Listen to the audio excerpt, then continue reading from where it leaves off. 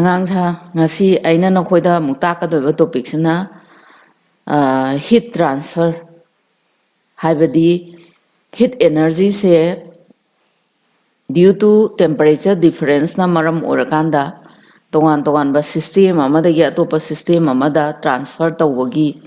ꯃꯑꯣꯡ ꯊꯧꯑꯣꯡ ꯑꯗꯨꯒꯤ ꯃꯔꯝꯗꯅꯦ ꯑꯩꯈꯣꯏꯅ ꯉꯁꯤ ꯇꯧꯗꯣꯏꯁꯦ ꯑꯗꯨꯅ ꯍꯧꯖꯤꯛ ꯍꯤꯠ ꯇ꯭ꯔꯥꯟꯁꯐꯔ ꯇꯧꯔꯁꯤ ꯇ꯭ꯔꯥꯟꯁꯐꯔ ꯑꯣꯐ ꯍꯤꯠ ꯍꯥꯏꯔꯁꯨ ꯌꯥꯏ ꯀꯣ ꯍꯧꯔꯁꯤ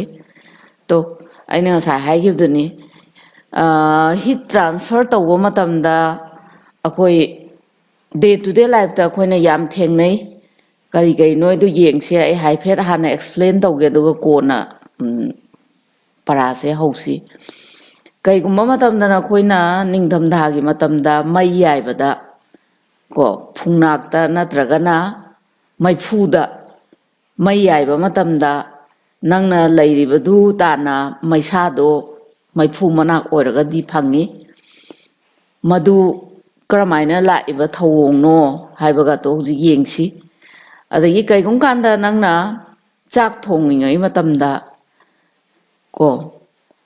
ꯅꯠꯇ꯭ꯔꯒ ꯃꯩꯐꯨꯗꯨꯗ ꯑꯣꯏꯔꯁꯨ ꯌꯥꯔꯦ ꯃꯩꯐꯨꯗꯨꯗ ꯅꯪꯅ ꯀꯩꯒꯨꯝꯕ ꯆꯦꯒꯞꯇꯣ ꯊꯥꯗꯔꯗꯤ ꯑꯐꯇꯔ ꯁꯝ ꯇꯥꯏꯝ ꯆꯦꯒꯞꯇꯣ ꯑꯗꯨꯒꯤ ꯃꯆꯤꯟ ꯄꯥꯏꯐꯝ ꯆꯠꯐꯝꯗꯣ ꯁꯥꯒꯠꯂꯛꯏ ꯃꯗꯨꯅ ꯀꯔꯝꯍꯥꯏꯅ ꯇꯧꯗꯅ ꯊꯣꯛꯏꯕꯅꯣ ꯑꯗꯨꯒ ꯉꯁꯥꯏꯒꯤ ꯃꯩꯐꯨꯗꯨꯒꯤ ꯃꯅꯥꯛꯇꯨ ꯅꯠꯇꯕ ꯃꯊꯛꯀꯤ ꯑꯦꯌꯔꯗꯨꯁꯨ ꯈꯔ ꯁꯥꯒꯠꯂꯛꯏ ꯃꯗꯨ ꯀꯔꯤ ꯀꯔꯤ ꯊꯧꯑꯣꯡꯅꯣ ꯍꯥꯏꯕꯗꯣ ꯍꯧꯖꯤꯛ ꯃꯗꯨꯒꯤ ꯃꯔꯝꯗꯅꯦ ꯑꯩꯈꯣꯏꯅ ꯍꯧꯖꯤꯛ ꯅꯩꯅꯗꯣꯏꯁꯦ ꯑꯗꯨꯅ ꯌꯦꯡꯁꯤ ꯍꯥꯏꯔꯤꯕ ꯊꯧꯑꯣꯡ ꯈꯨꯗꯤꯡꯃꯛꯁꯦ ꯍꯤꯠ ꯏꯅꯔꯖꯤꯁꯤꯅ ꯇ꯭ꯔꯥꯟꯁꯐꯔ ꯇꯧꯕꯒꯤ ꯃꯑꯣꯡꯅꯦ ꯁꯤꯁꯇꯦꯝ ꯑꯃꯗꯩ ꯁꯤꯁꯇꯦꯝ ꯍꯥꯏꯗꯤ ꯁꯤꯁꯇꯦꯝꯗꯤ ꯉꯁꯥꯏ ꯃꯩꯐꯨꯗꯨ ꯁꯤꯁꯇꯦꯝ ꯑꯃꯅꯤ ꯅꯪ ꯅꯁꯥꯃꯛꯁꯨ ꯁꯤꯁꯇꯦꯝ ꯑꯃꯅꯤ ꯑꯗꯨꯅ ꯃꯩꯐꯨꯗꯒꯤ ꯍꯤꯠꯇꯨ ꯅꯪꯉꯣꯟꯗ ꯀꯔꯝꯍꯥꯏꯅ ꯌꯧꯔꯛꯏꯕꯅꯣ ꯀꯥꯏꯗꯣ ꯑꯗꯨ ꯊꯧꯑꯣꯡ ꯑꯍꯨꯝ ꯂꯩ ꯑꯍꯨꯝꯗꯨ ꯀꯩꯅꯣꯕꯨ ꯀꯟꯗꯛꯁꯟ ꯍꯥꯏꯕ ꯑꯃ ꯀꯣꯟꯚꯦꯛꯁꯟ ꯍꯥꯏꯕ ꯑꯃ ꯔꯦꯗꯤꯌꯦꯁꯟ ꯍꯥꯏꯕ ꯑꯃ ꯌꯦꯡꯉꯁꯦ ꯍꯧꯖꯤꯛ Heat energy is transferred from one system to another or from one part of a system to another part arising due to temperature difference. Temperature ꯈꯦꯠꯅꯕꯗꯩꯅꯦꯕ ꯍꯤꯠꯅ ꯆꯠꯂꯛꯏꯁꯦ ꯅꯪ ꯉꯁꯥꯏꯒꯤ ꯃꯩꯐꯨꯗꯨꯒꯤ ꯇꯦꯝꯄꯔꯦꯆꯔꯒ ꯅꯪꯒꯤ ꯑꯀꯣꯏꯕꯗ ꯂꯩꯕ ꯇꯦꯝꯄꯔꯦꯆꯔꯒꯗꯨ ꯃꯩꯐꯨꯅ ꯍꯦꯟꯕꯗꯒꯤ ꯃꯩꯐꯨꯗꯒꯤ ꯍꯤꯠ ꯑꯦꯅꯔꯖꯤꯗꯣ ꯅꯪꯒꯤ ꯑꯀꯣꯏꯕꯗꯨꯗ ꯁꯟꯗꯣꯔꯛꯏꯅꯦꯕꯀꯣ ꯑꯗꯨꯅ ꯁꯟꯗꯣꯛꯄꯒꯤ ꯊꯧꯑꯣꯡꯗꯨ ꯃꯈꯜ ꯑꯅꯤ ꯑꯍꯨꯝꯗ ꯇꯧꯏ ꯑꯗꯨ ꯌꯦꯡꯉꯁꯦ ꯍꯧꯖꯤꯛ ꯀꯟꯗꯛꯁꯟꯁꯦ ꯑꯩ ꯍꯧꯖꯤꯛꯇ ꯅꯪꯈꯣꯏꯗ ꯍꯥꯏꯈꯤꯕꯗꯣ ꯆꯦꯒꯞ ꯑꯃ ꯅꯪꯅ ꯃꯩꯐꯨꯗ ꯅꯠꯇ꯭ꯔꯒ ꯌꯣꯠꯆꯩ ꯑꯃ ꯃꯩꯐꯨꯗꯨꯗ ꯅꯪꯅ ꯊꯝꯃꯒ ꯑꯐꯇꯔ ꯁꯝ ꯇꯥꯏꯝ ꯃꯥꯒꯤ ꯃꯩꯐꯨꯗꯨꯗ ꯍꯥꯞꯄꯤꯕ ꯃꯆꯤꯟ ꯅꯠꯇꯕ ꯑꯇꯣꯞꯄ ꯃꯆꯤꯟꯗꯣ ꯑꯗꯨ ꯁꯥꯒꯠꯂꯛꯏꯕꯗꯨ ꯀꯔꯤꯒꯤꯅꯣ ꯍꯥꯏꯕꯕꯨ it is because of conduction of ꯍꯤꯠꯇꯣ ꯀꯟꯗꯛ ꯇꯧꯕꯩꯅꯦ ꯀꯟꯗꯛꯁꯟꯗꯗꯤ ꯀꯔꯤ ꯇꯧꯒꯦ ꯍꯥꯏꯕꯗ ꯉꯁꯥꯏꯒꯤ ꯅꯪꯅ ꯍꯥꯞꯆꯤꯜꯂꯤꯕ ꯑꯥꯏꯔꯟ ꯔꯣꯠꯇꯨ ꯃꯉꯣꯟꯗ ꯌꯥꯎꯔꯤꯕ ꯑꯦꯇꯣꯝꯁꯤꯡꯗꯣ ꯑꯃꯒ ꯑꯃꯒ ꯀꯣ ꯍꯤꯠ ꯐꯪꯉꯕ ꯃꯇꯝꯗ ꯃꯈꯣꯏ ꯚꯥꯏꯕ꯭ꯔꯦꯠ ꯇꯧꯏ ꯚꯥꯏꯕ꯭ꯔꯦꯠ ꯇꯧꯕꯗꯨ ꯍꯤꯠꯁꯤ ꯍꯦꯟꯒꯠꯂꯛꯏꯈꯩ ꯚꯥꯏꯕ꯭ꯔꯦꯁꯟꯒꯤ ꯆꯥꯡ ꯍꯦꯟꯒꯠꯂꯛꯏ ꯑꯗꯨꯒ ꯂꯣꯏꯅꯅ ꯁꯨꯝ ꯃꯊꯪ ꯃꯊꯪ ꯊꯪꯅꯕꯁꯤꯡꯗꯣ ꯑꯗꯨꯏꯗꯨꯗ ꯉꯁꯥꯏꯒꯤ ꯃꯣꯂꯦꯀꯨꯂꯔ ꯚꯥꯏꯕ꯭ꯔꯦꯁꯟ ꯅꯠꯇ꯭ꯔꯒ ꯑꯦꯇꯣꯃꯤꯛ ꯚꯥꯏꯕ꯭ꯔꯦꯁꯟꯁꯤꯡꯗꯣ ꯃꯊꯪ ꯃꯊꯪ ꯄ꯭ꯔꯣꯄꯦꯒꯦꯠ ꯇꯧꯏ ꯁꯟꯗꯣꯛꯈꯤ ꯃꯁꯤꯒꯤ ꯊꯧꯑꯣꯡꯁꯤꯕꯨ ꯑꯩꯈꯣꯏꯅ ꯀꯟꯗꯛꯁꯟ ꯀꯧꯏ ꯑꯗꯨꯅ ꯌꯦꯡꯉꯣ conduction it is the mechanism of transfer of heat between two adjacent part of a body because of their temperature difference. Sidadi here heat transfers takes place by conduction from one hot end to hot end through its different part to the other end. Atopa machindo adu yaugi mawongdu molecular theory dune aina haribaduna yengsi. In conduction, heat is transferred between neighboring parts of a body through molecular collision without any flow of matter. Aina hujita haigibadu atom singdu vibrate tawi ma vibrate toramnina next da mo bagi vibration do collide torokanda mo pigi sumaina mathang sum lannagibani ko aduna hojik yengasi seisida For a bar magnet of length L sangba bar magnet, for a bar of length L and uniform cross section A, with each end maintained at a temperature of Tc and Td to noi namangda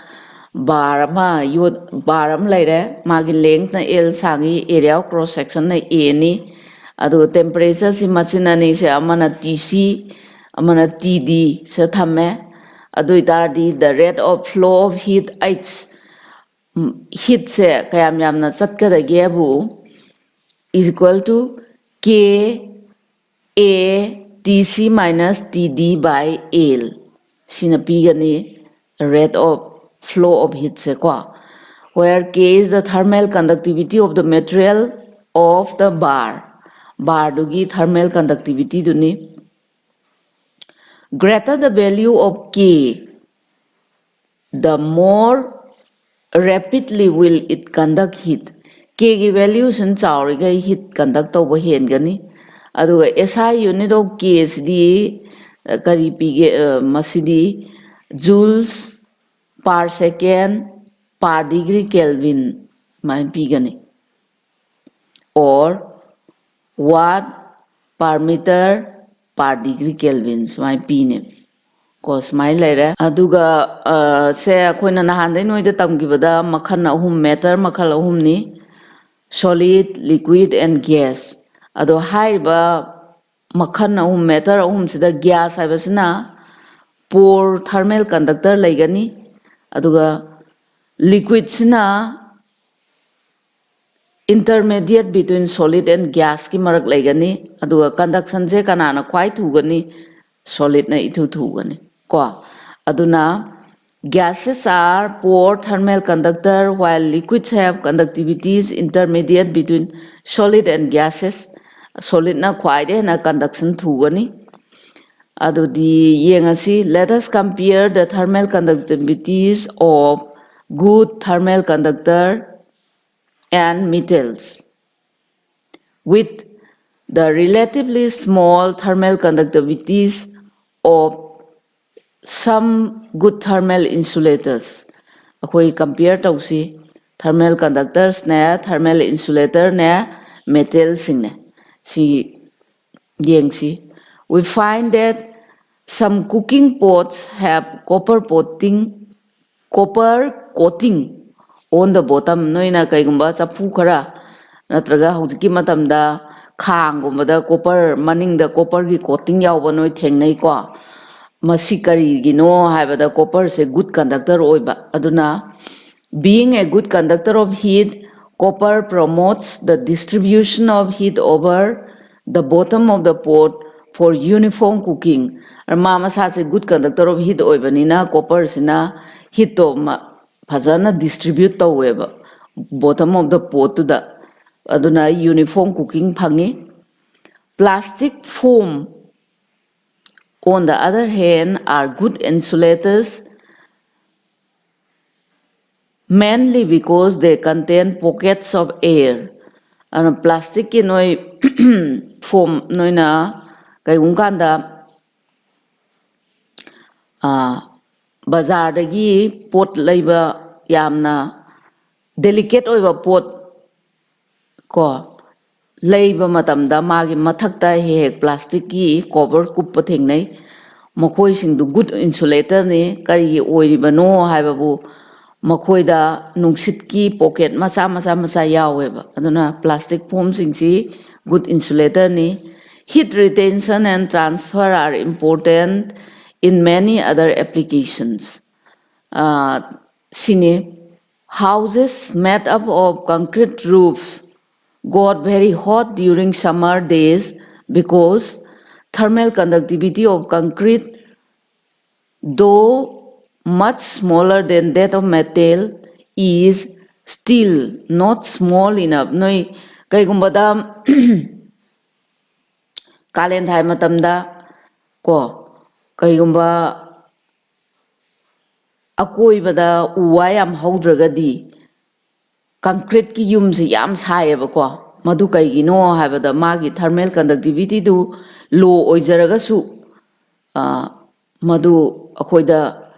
ꯍꯣꯔꯦꯟ feel ꯇꯧꯕ ꯃꯔꯝꯅ ꯌꯥꯝ ꯁꯥꯏꯌꯦꯕ concrete ꯔꯨꯞꯁꯤꯡꯁꯦ ꯀꯪꯀ꯭ꯔꯤꯠꯀꯤ ꯌꯨꯝꯊꯛꯁꯤꯡꯁꯦ. Therefore, people usually prefer to give a layer of art or foam insulation on the ceiling. Aduna maram oidana mi singna ayama matamda kaidawe khoi saigi foam plastic ki insulation mayam ama ceiling thanayeba so that heat transfer is prohibited and keep the room cooler. Nangna ceiling du tharagadi ngasai heat singdu leiriba ka manungda yorakte aduna maram oidana ka do ingna nambaneba. In some situation heat transfer is critical. Ado kaigumba situation kharadadi heat ki transfer si critical condition da thammi khudam oina na khoi nuclear reactor amada ko reaction am thokpada pithore bi heat si yam chawgre khudam oina uranium atom ama thugai bada pithore ba amount of heat se nearly in terms of 100 MeV da pithore 100 haibadi 3 chawrakna 300 MeV gi maya da pithore aduna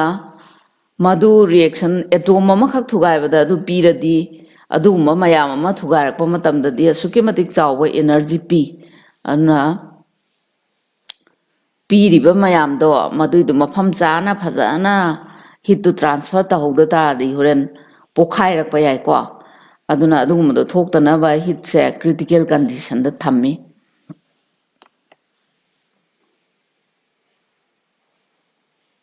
Next, convection. Masigi mode of heat transfer se di kam doge bu ai hana explain toge muna taw. Nakhoina yumda ko glass ki beaker ama lauraga beaker du de ising do hape aduga ising do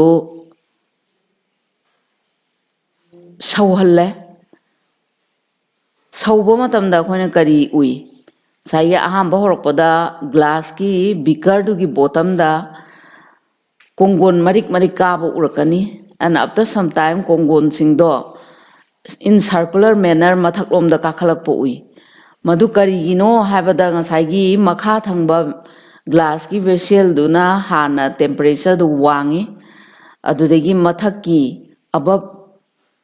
beaker gi surface du na temperature du inge aduna after some time ngasai gi makha da leiba asaba water molecules sing du mathak ta haigalai aduga manungi ayingba water molecules sing no makha da mukumi sumai tawdana cyclic process ta heat to transfer tawi masigi thawong sibo khoina convection of convection and convection ko heat transfer due to convection. Similarly, it is the mode of heat transfer by actual motion of matter. Matter na actually satlakanda transfer of heat to tawi hauji aina noida haigrido. It is possible only in fluids. Haiba thawong se fluids ta da thoi fluids are the gas as well as liquid ta thoi. Convection can be natural or forced. Convection haiba transfer of heat se naturally thokpasu yai natraga force biraga force tawraga su thokpa yai force ne ko hojik beaker manung da ising hapchalaga sahalaga tawgiba type of convection do force convection ni ko aduga in natural convection say in the enam wale in natural convection da di gravity plays an important part. Gravity na yam chawraba magi mating am pangi khudam yengsi ko. Example the when a fluid is heated from below, the hot part expands and therefore becomes less dense because of buoyancy. It rises and the upper colder part replaces it. ai hauji beaker da explain taugiba beaker da ising hapaga sawonbada explain taugibaduni this again heated ngasai makha da leba asaba do mathaklom da den soi bai sang handare mathaklom ka khalani mathaki ahang ba saruk makha gi mathak da ka khale adogi makha gi ahang ba ko saruk tu mo mathaki aying bai sing du na mo mention gre sumain tawdana cyclic process da thabak taweba aduna it rises and the upper colder parts replaces it sikhange this again gets heated rise up and is replaced by the relatively colder part of the fluid the process goes on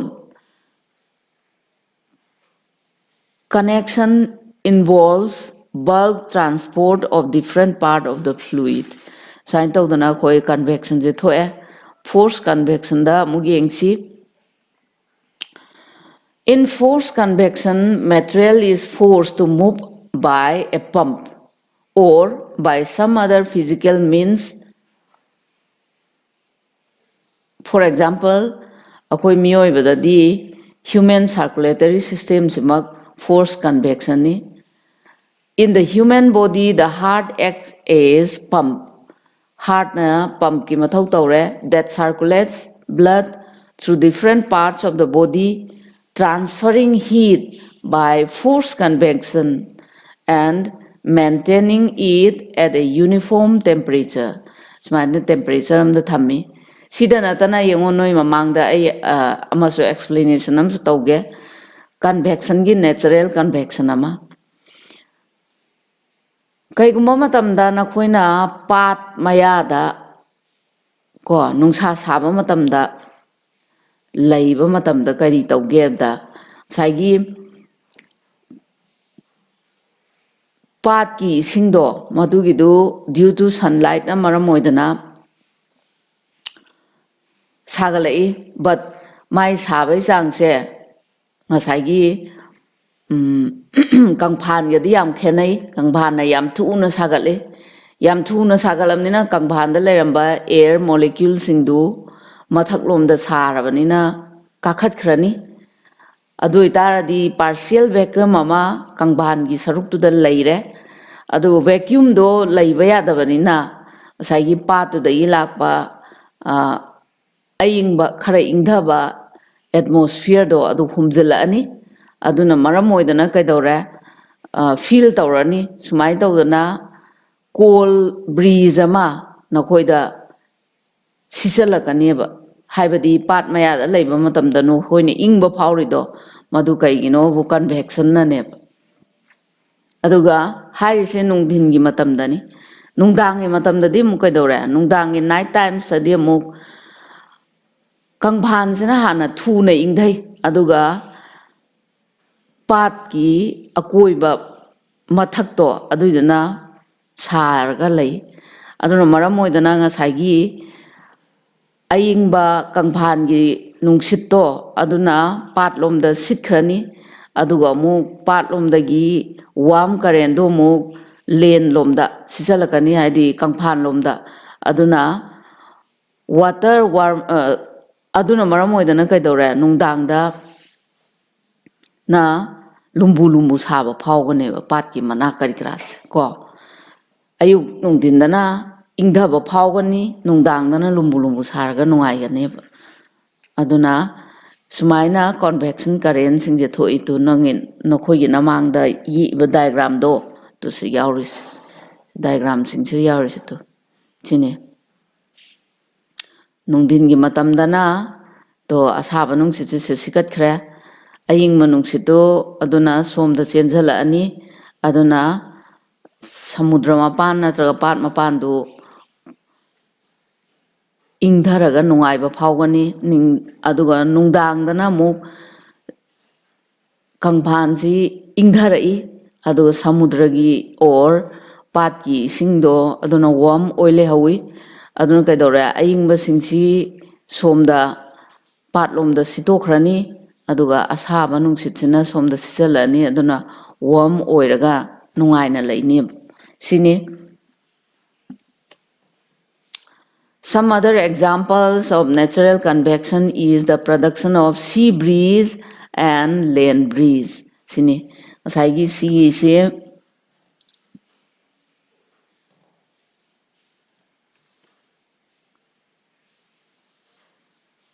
to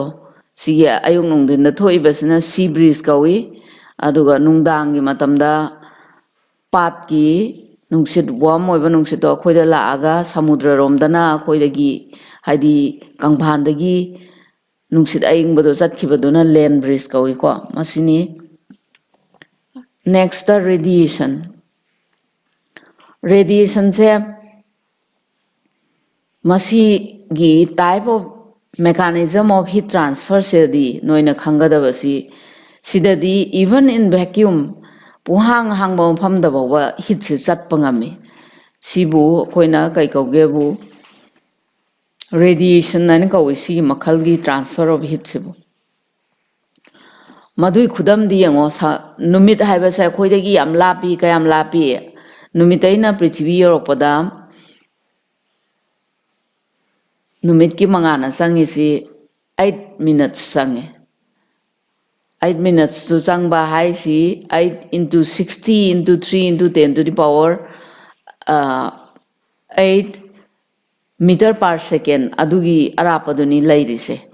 adugi arapado madairi laiba nungsa manganse akhoi prithvi yorokpada adum saba phawi ko madu ngasai nungsa manganduna mana lak iba lambian si even vacuum bo lala la imoise adubu even vacuum lala su akhoida saba phawi aduna masirigi akhoina khangi tongan ma makhangi heat transfer sibo akhoina radiation nai kaweba aduna the third mechanism for heat transfer needs no medium and it is called radiation and kawi masi se the energy so transferred by electromagnetic wave is called radiant energy se pithoraiba energy sibuna radiant energy kaugani in this mode of transfer of heat heat can move through vacuum. I explain to example the earth receive heat from the sun across a huge distance. Similarly, we quickly feel the warmth of the fire nearby, even though air conducts poorly and therefore convection takes some time to set in. Mainakta khoina hek phambaga saba phawri se kaiginobu even vacuum do boba heat chatpa ngambaduna neba convection yogdringeda adagi convection takes ko sometimes to set in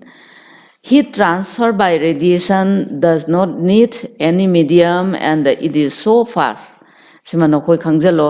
radiation na maram morga sandokpa heat transfer sidi kaimta medium amta darkar laite yamsu thui conduction and convection require some material as transport medium conduction ga convection ga dadi material khara darkar oi mana heat to transfer tauna ba adu radiation dadi darkar oi de hayeng na khoida khena ba hangaga di si khumba yai ko aduga next ta conduction ga convection ga mana ba character am iu haraga na haujiki material am changi ha ba se igada ba ko in an electromagnetic wave electric and magnetic field oscillate in space and time aduna like any wave electromagnetic waves can have different wavelength and can travel in vacuum in haibani ko si se in oigadaba in vacuum with same speed I know the high do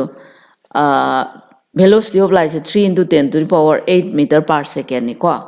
sini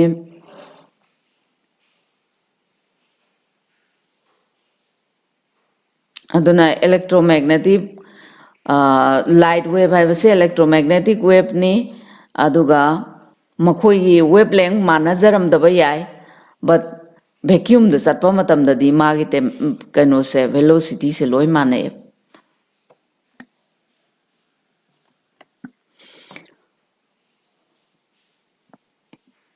All bodies emit radiant energy whether they are solid, liquid or gas.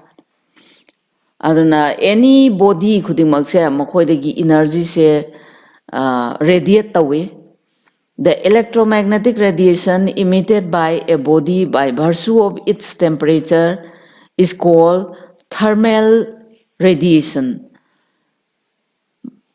Aduna any body amadagi radiation, electromagnetic radiation thorakpa because of magi temperature na maram morga thorakpa sibu khoina kai kauge bu thermal radiation en kauni. Khudam diengo radiation by a red hot iron or light from a filament of a lamp. Se suppose nang nanakta yot matum mama mai ik ngaksang ngang na ko ado nang na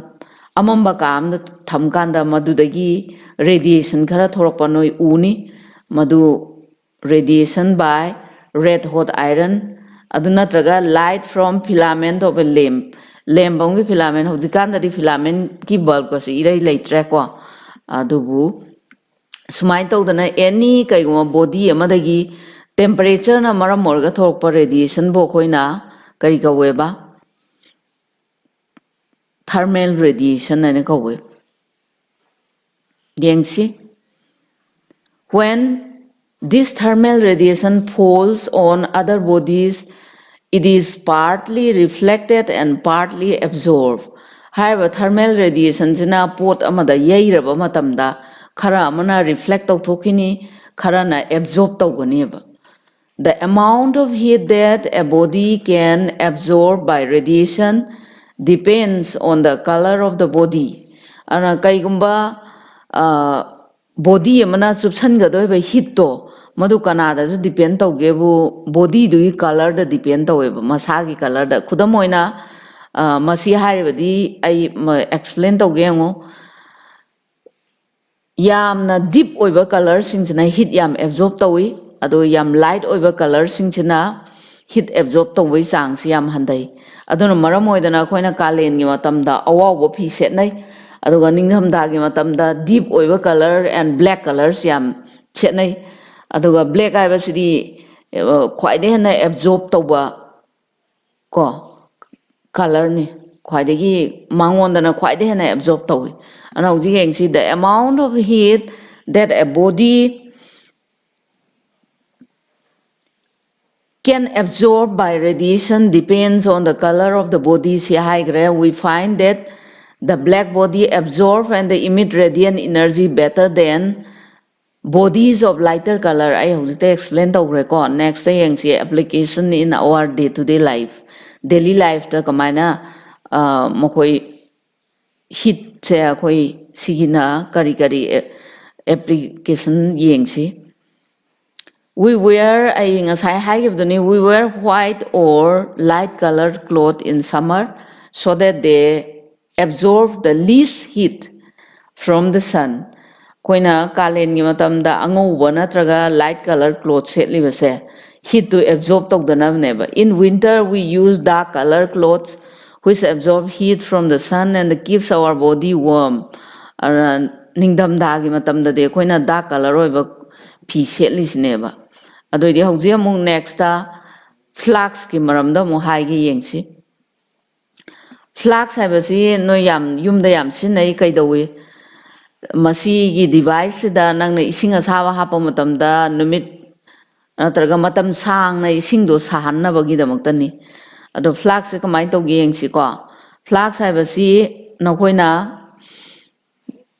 magi cross section yengkanda kari ugada gebu bottle sigi magi layer ani laigani layer ani du mamaida haidi khwai gi bottom du da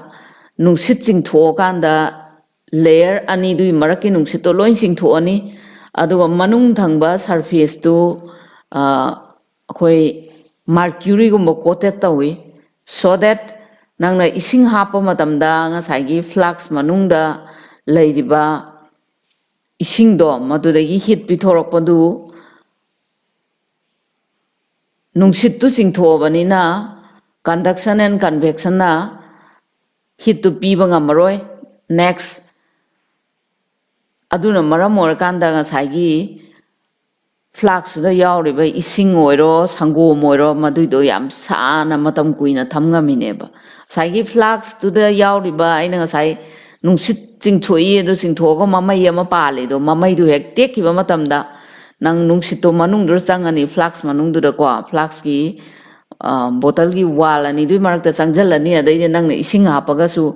air ꯃꯣꯂꯤꯀ꯭ꯌꯨꯜꯁꯤꯡꯗꯨꯅ ꯍꯤꯠꯇꯣ ꯑꯦꯕꯖꯣꯔꯕ ꯇꯧꯕꯗꯒꯤ ꯀꯩꯗꯧꯔꯅꯤ ꯌꯥꯝ ꯊꯨꯅ ꯏꯪꯒꯅꯦꯕ aduna a dewar flask or thermobottle is a device to minimize heat transfer between the contents of the bottle and the outside. It is useful for preventing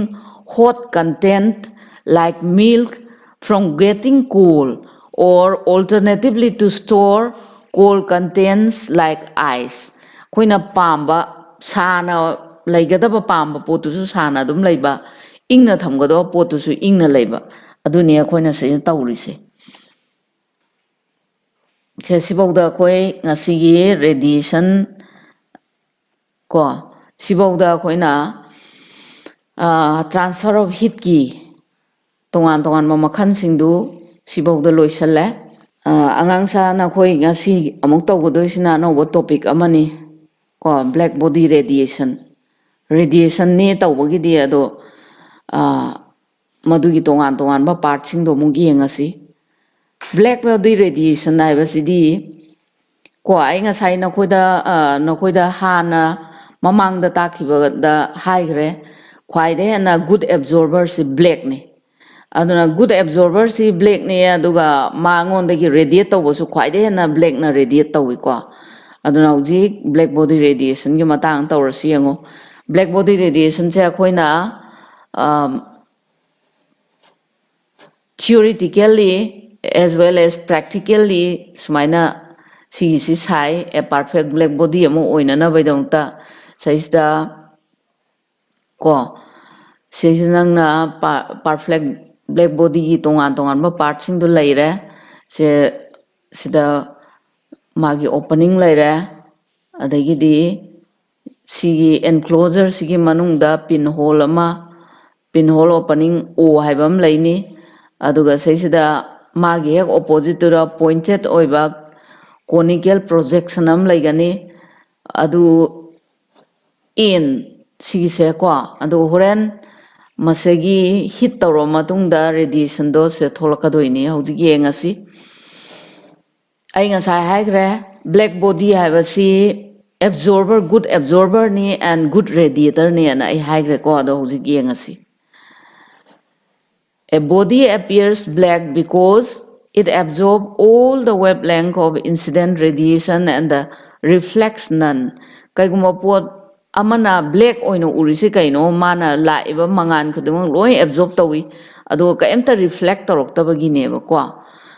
adudi akoina kaiguma pot amagi machu si yellow oina adagi red oina urisi kaino ho sunlight tagi mangan sina hairiba particular oiba pot da yeiba matamda potu suppose yellow oiba potu di mana all colors are absorbed and reflects only yellow masududang reflect tawi aduna koina potu yellow oina urini red oiba pot amagina all colors are absorbed and reflects only red aduna red oina urini similarly black oiba pot ki di all the wavelengths are absorbed and reflects none kaimta mangondagi kaim thadoraktre aduna black oina urini a surface coated with lamp black can be taken to be a black body aduna lamp black no koi lamp black si hojik matamda noi lantern gumba thalagadi laten gi mathak thangba ko yot paina na ba adwaiduda amu ba kaigum kanda na koi thengnagani madugiduni lamp black haise dikanda di kaya thengnagadra thengnaroidra khangdre aduna a surface coated with lamp black taisilaba surface ama se black body oina lobo yai about mass black body si magi efficiency se 98% of the incident heat radiation are absorbed by it aduna 98% they absorb tawneba lamp black taisilagadi ko aduna perfect black body ama yengse black BL what let's say black body perfect black body si ay nga sai so pet explain tawre horasi a hollow enclosure C has a pinhole opening O to see enclosure C opening O ay bam lay enclosure C sini ko se dagidi inside the enclosure there is a pinpointed conical projection and directly in front of O gi hek mamangda sige magi projection matun pointed end silaigani incident radiation XO si changiba radiation je to si ma se yeira matungda kaidoba sidagi yeira matung sida ma somda chatkani somda reflect tawni seisa reflect tawgani sumaina sum reflection je thuokanda absorb tawgani all the radiations coming out coming inside this opening je loina absorb tawgini bako duna incident radiation XO entering O strikes one of the side of the conical projection and the get lost inside it by to and fro reflection get haibani si se s se hanjale lost inside it by to and fro reflection thus a radiation entering the enclosure is said to be absorbed smain tawdana ma se changai ba radiation khudima absorb tawre the only chance of a ray to come out is if it is incident directly on the tip of N. Kaigumba sidagi sida changiba rays na thorakke haragadi direct sigi tip N sida yairaba matungda di thorakpa yai atai di amta thoro oiba loina ma absorb tawgineba ana adugi changdudi yamna handaba maramna evidently this change is very small haidi hojiki N gi tip N sida yairaba haibasi yamna madugi probability to yam nemba maramna the body is said to be a perfect black body amani and a kauranib masidi aina sa haigra mangonda any type of radiation changbada maloi absorb tawni aduni se hai se it is capable of absorbing all wavelengths or radiation incident upon it adaidi ai haigra hit tawo matamda mangonda isu radiation thorakani ana ada sumai changi basi changre absorb tawre adaidi when hit tawo matamda di it emits radiation of all wavelengths ranging from 0 to infinity haiba black body si amuk perfect black body se nangna hit tawkanda so mangonda gi wavelength 0 daine infinity bogi maraki all wavelength lon pithorkani aduna mangonda pithora eba radiation dubo koina black body radiation naina kauneba ana radiations emitted by the enclosure are called black body radiation. The important thing about the thermal radiation at any temperature is that it is not of one or a few wavelengths but has a continuous spectrum from the small to the long wavelength. I nga sa high my radiation che 0 daina infinity bogi radiation thorakani and high ko aduna maram oidana magi spectrum am phangani madu continuous oina spectrum am phangani to seise utli se ko sanangna radiation je black body amadagi seisida black body am laira black body am dai radiation ji concave mirror am de yahale aduga allowed to fall on a prism am da tahalaba prism am tahalakanda amukasu concave mirror am da amuka yahale aduga seisida thermopile amada yahan bayai adu itardi mang black body amadai pithoraiba magi temperature kai kraga to suloi khangadoini ko ado hojik any black body amadai pithorakpa radiation singdo madugi ko energy distribution je seise utli sine to kaya dai laira ꯀꯌꯥꯗꯩ ꯂꯩꯔꯒꯦꯗ ꯖꯤꯔꯣꯗꯒꯤ ꯍꯧꯔꯒ ꯁꯨꯝ ꯂꯥꯛꯄꯁꯤꯅ 904 to 1646 degree Kelvin सिबौबदा radiation से लई सिखकनी highway वानते ngasai haigre infinite oinian aduga the energy content of radiation however varies for different wavelengths ana se yauriba energy se radiation se yauriba energy sing se wavelength khenabai matungina di khenayaba energy se ko from the experimental curve for radiation energy per unit area per unit wavelength emitted by a black body versus wavelength for different temperature, it is noticed that wavelength lambda m for which energy is maximum decreases with increase in temperature. Akoina si graph se kari degi aba radiation energy per unit area per unit wavelength emitted by black body dona pirakpa radiation energy sigi value siga for different temperature ga yeng kanda akoina khangeba wavelength lambda m to si lambda m sida energy si maximum ni lambda m da laigadaba energy si maximum ni decreases with increase in temperature. तो temperature hengat pagaloina na lambda m to si lambda m sai sida lairambasi sida lairakadoini sida lairakadoini sida lairakadoini sida lairakadoini adon temperature hengalai gai lambda m ki value se sum handarakani. The relation between lambda m and the t is given by Wien's displacement law. Wien's ki law sina pi kaino adudi yengasi lambda m into capital T equals to constant. That is wavelength of radiation which is emitted with maximum intensity varies inversely with the absolute temperature of the body. Aduna si Wien's law of displacement si kaina pieba lambda m T equals to constant haibadi wavelength of radiation pithorakadaba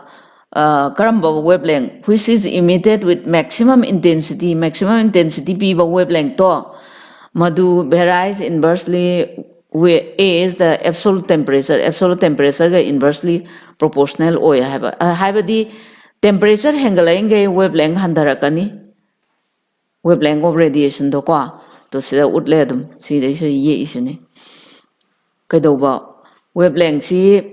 maximum intensity phangba wavelength si temperature handaringai dana chawi sum hengalai ngai wavelength si sum tenjal e thini Wien's displacement law sima khangjalo the next object. In other words, lambda m gets displaced towards a shorter wavelength side due to rise in temperature of the body ngasai ai hoje explain tawda sida urisini to sum temperature hangalaga somda sum tensal eba ko the value of the constant Wien's constant se magi value si 2.9 ko se laira value se Wien's constant ki value se laira adagidi Wien's law is useful for estimating the surface temperature of celestial bodies like moon, sun and other star for example. Se Wien's ki law se masi surface temperature on by dong ta yam darkar ni celestial objects ingi khudamoina nangna pa se thagi temperature kya no numit ki kya no top stars in se kya no kai se Wien's law se pala ko hot pa yai noida hayang angka dum hangba yai ko sigi. For example, light from the moon is found to have a maximum intensity near the wavelength ko thagi thadagi akoina magi spectrum lobo kanda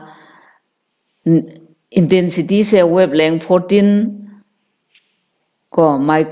micrometer si bauda maximum oil. By Wend's law, the surface of the moon is estimated to have a temperature of 200 degree Kelvin si oil ko surface ki temperature do nga sai gi value do pal kan do hot pada si tai. The most significant feature of black body radiation curve is that they are universal. They depends only on the temperature, not on the size. Ado black body radiation se masi magi curve se universal ni. Ado ma di kai da depend tawi temperature da dang depend tawi size da depend tawde shape da tawde material of the black body da so depend tawde. Yare ko. Ado next di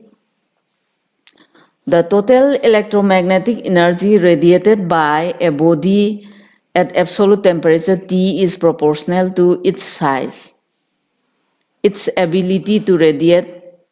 called emissivity, and most importantly to the temperature. Aduna kaigumba body amana sidi ngasai haigi duna black body ni adubu any body amana electromagnetic energy radiate tauge di ma di kana kana depend tauge da magi size depend tauni adu ability to radiate tauba ngambada aduga loina na magi temperature gi makha sa pone ko black body da makta di adu da depend taugi de size depend taude shape ta taude only temperature da depend taugi ko material da su depend taugi de hayeng masi khangjelo black body radiation da di total electromagnetic radiation se man pithor kadaba se temperature da dang depend tauni size tauroi shape ta tauroi material of the black body tauroi whereas chumnagi body amana absolute temperature da mangonda electromagnetic radiation radiate tawbosidi kana depend tawi size depend tawi adagi magi ability to radiate habadi emissivity makha poli loina temperature da depend tawi ko silai for a body which is a perfect radiator, perfect black body oiba pot amagidi the energy emitted per unit time energy emitted per unit time H is given by H is equal to H capital A sigma T to the power 4 which is known as Stefan Boltzmann law where A is an area ni T is the absolute temperature ni sigma is called Stefan Boltzmann's constant ado magi value silera SI unit ko ana Stefan Boltzmann law si kariba perfect radiator amadagi energy emit per unit time se sina pieba I is equals to A sigma T to the power 4 sina pieba. Most bodies emit only a fraction of the rate given by equation A. Ayamba body di say fraction nam khatane emit tawdoise. A substance like lamp black comes close to the limit, therefore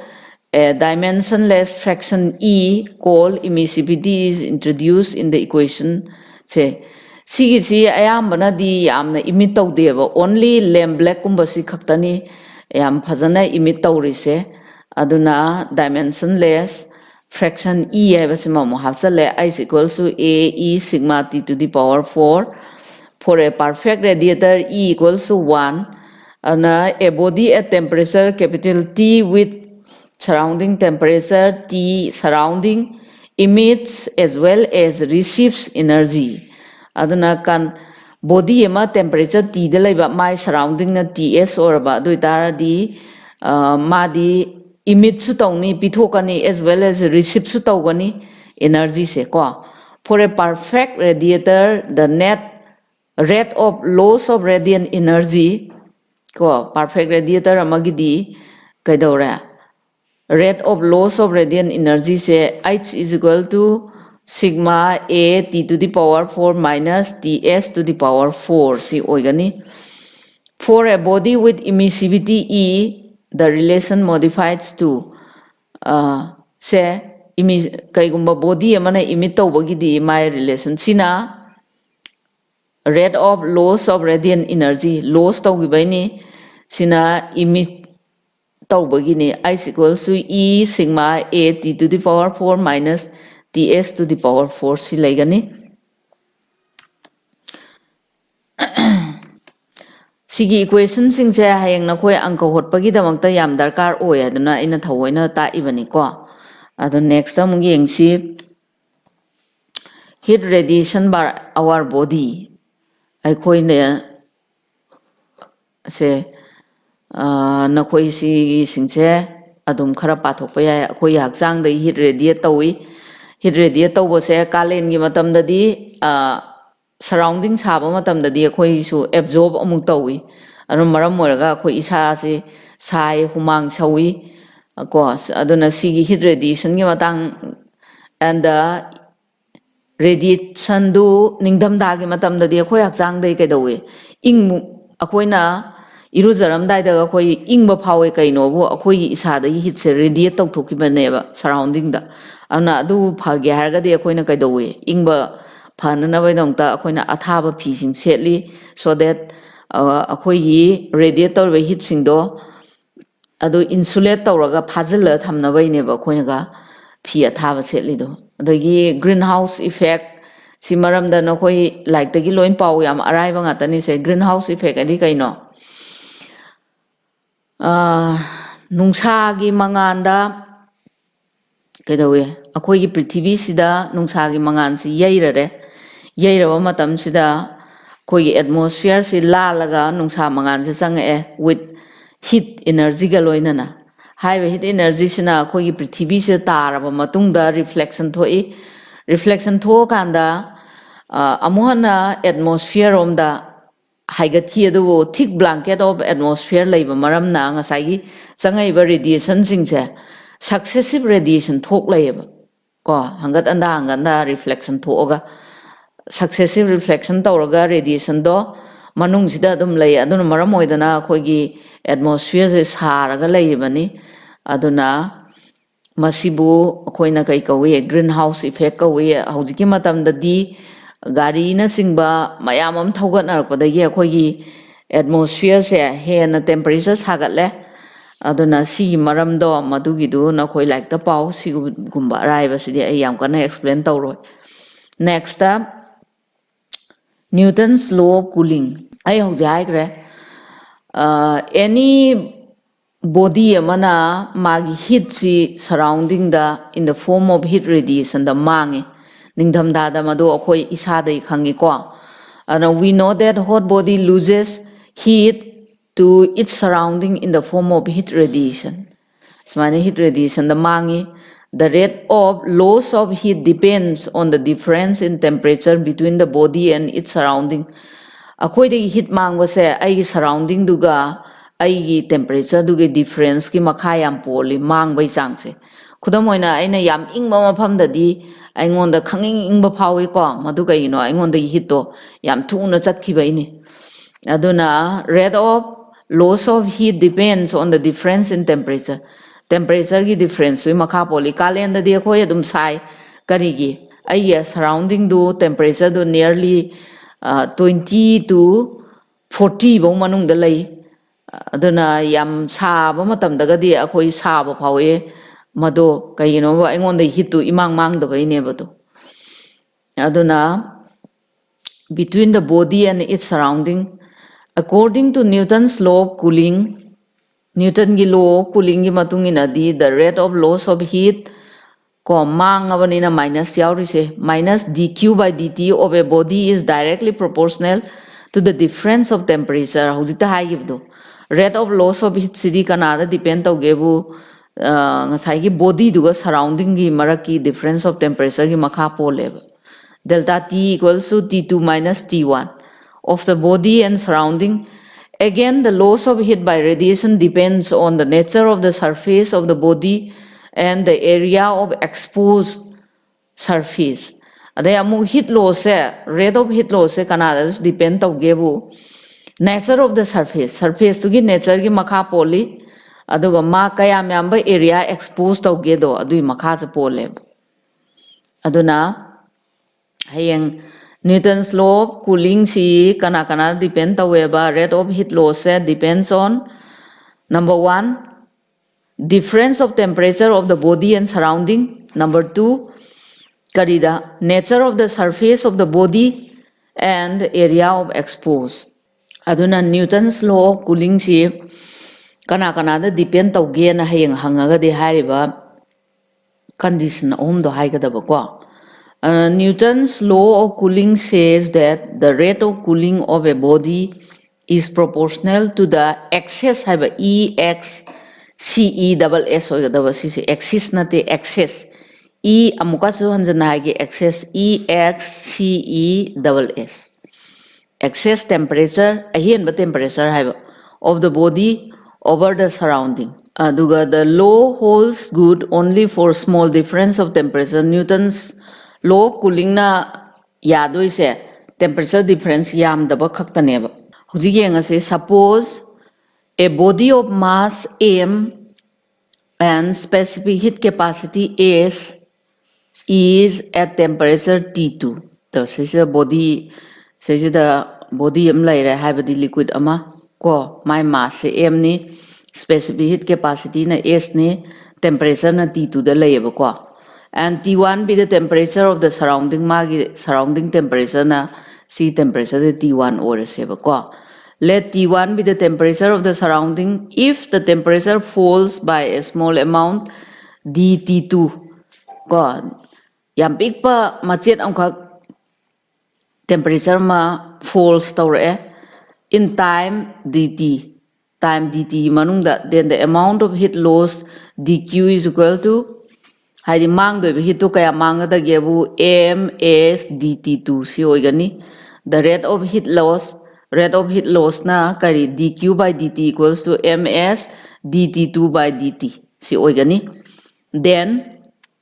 loss nina minus yare ms dt2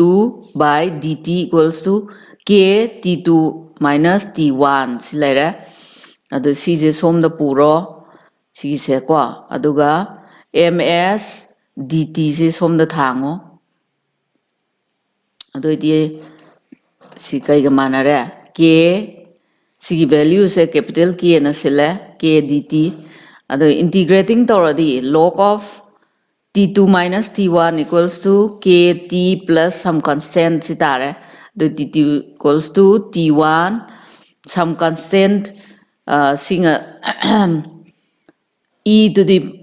call sigi values later log to the base e si later duna sibawi ka si later the d ka dora any si log to the base e tare log to the base e t2 minus t1 plus kt plus c then nang t2 dus main putho where c prime si e to the base exponential c siga manayan lowre aduga the above equation is used to calculate the time of cooling of a body through a particular range of temperature. Sigi mathaki equation se masi kai de sinage habada kayam na ingbada kayam kuin changi do adu sinai for small temperature difference the rate of cooling due to conduction, convection and radiation combined is proportional to the difference in temperature. Aduna sima khangjalo yam pikpa temperature difference the rate of cooling se masi due to conduction ne convection ne radiation ne mokoi punjin basi siga proportional to difference in temperature siga manai. Next example the koi loss of heat through the wall of a room si laire sumain tawdana koina tongan ba radiation si kamai tawdana mang ba aduga loinana madu kamai calculate tawba si mayam se tamme aduga loinana nakoina hayeng angka hotpada haiba question sing se masisina doini ngasi di swaida loisalasi.